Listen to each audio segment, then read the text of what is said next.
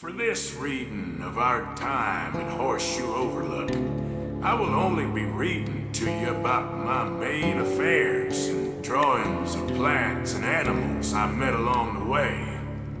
Perhaps one day I'll tell you all about my other adventures. Finally, a thaw in this god-awful weather, we got off the mountain and rode east into some pretty enough country called the Heartlands.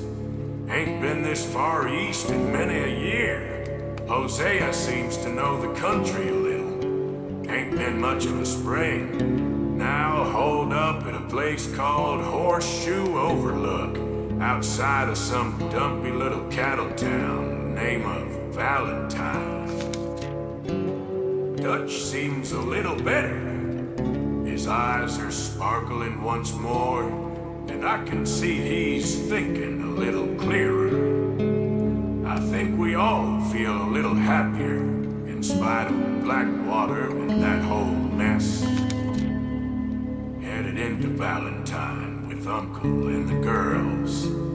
Girls went scouting out work, while Uncle and I had a few drinks, and he explained more of his theories on existence and barefaced lies about his past.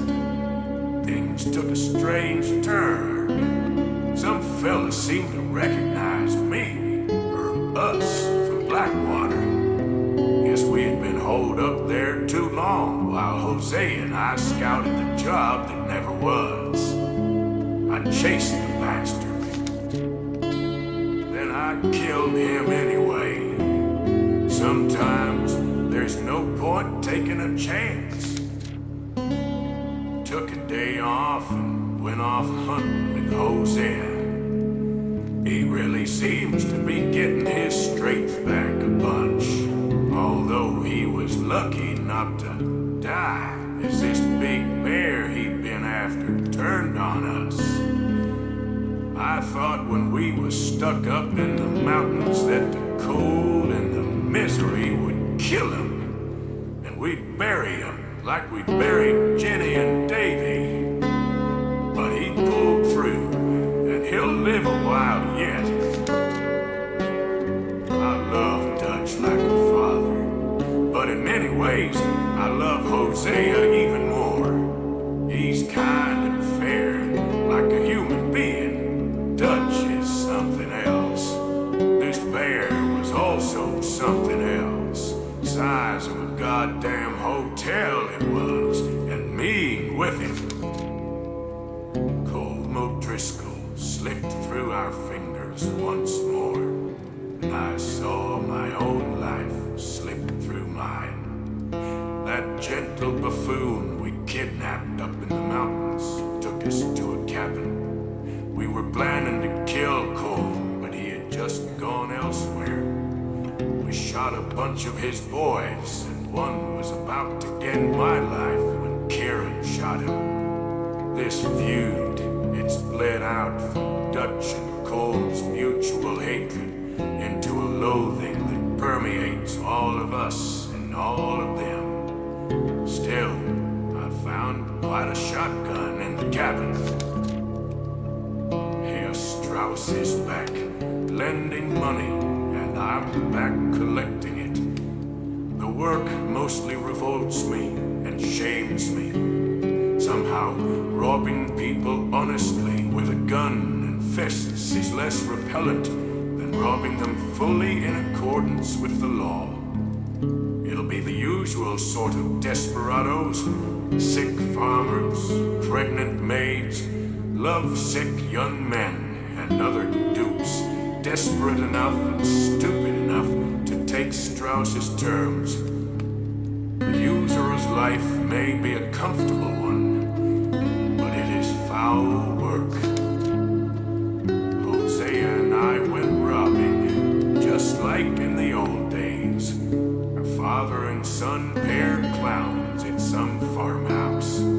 Stole a wagon, sold it to some rat Hosea had met at some odd place called Emerald Ranch. What goes on there, I cannot tell, but this little purchaser of stolen goods had us go rob his own family. Even by my standards, that was low. But the father and son we robbed was proof that even God makes mistakes sometimes.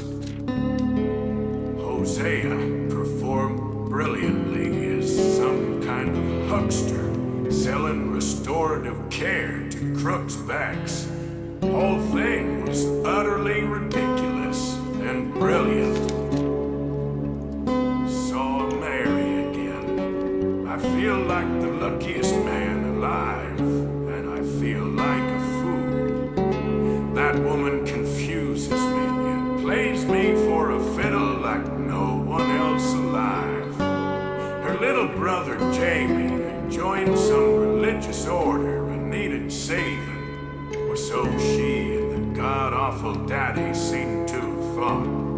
I took him home after a pathetic little squabble. Poor boy. Wonder what will become of him. Education and an unpleasant father have been a terrible curse for him, I fear. As for Mary, I trust I will not make a god-awful fool myself once more, but somehow I imagine I shall. Went off drinking with young Lenny, thanks to my own peculiar genius for trouble when drunk. The evening did not go quite according to plan, but somehow neither of us got killed or arrested for murder. I mean, we got arrested, of course, but not for murder. At least, I don't think it was for murder, because they let us out. Whole thing is a bit of a blur. Somehow, I don't imagine that the saloon owner in Valentine likes me very much after the mayhem I've caused there.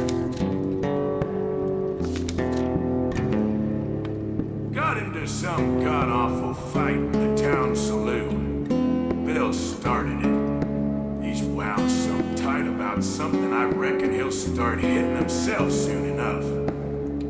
I was stopped from beating some big yokel to death by a local do-gooder. I could not tell if this made me pleased or real angry.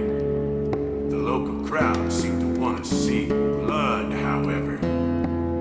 Afterwards, Dutch accosted me with old Josiah Trelawney, back and quite as slippery and confusing as ever. He'll come and go again, no doubt, and leave none of us any the wiser as to who or what he is. Trelawney told us that Sean had not been killed in Blackwater, but was a prisoner there, held by scalp hunters awaiting payment. Charles Smith, Javier, and I met in Blackwater and rescued that loud-mouthed maniac. Before we'd even cut him free from the tree, he was mouthing off at us. Javier said Blackwater is an impossible situation, and I guess I had better forget about all that money. All them years wasted earning that stuff. Guess I'll never quite know what happened, but the upshot is we're on the run, and known to more folks in authority than we would like. Took young Jack out fishing as a favor to Abigail many years ago, before she fell so hard for that fool Marston. Perhaps I should have married her. I think part of me has always thought that, yet. God damn you, Mary. Jack is a good boy, a dreamer, a boy with a mama who loves him. I wonder if he will find what we seek, peace and truth away from all this nonsense and lies. If that is what we still seek, not that that's a new development, not sure I know myself anymore. Sometimes I'm not sure Dutch does. As we fished, a couple of Pinkerton agents appeared. Melton was one of them. I forget the other fella's name. They knew all about me. That's a new turn of events. A Apparently there's 5,000 on my head alone. After Blackwater, or maybe before, it seems we may be in real trouble. I just don't know. Dutch don't seem too worried, but I am beginning to have some doubts as to this wisdom and his indifference. I went to call in alone. Some farmer, local do-gooder. Think I'd seen him and Valentine before when I was fighting that big fella.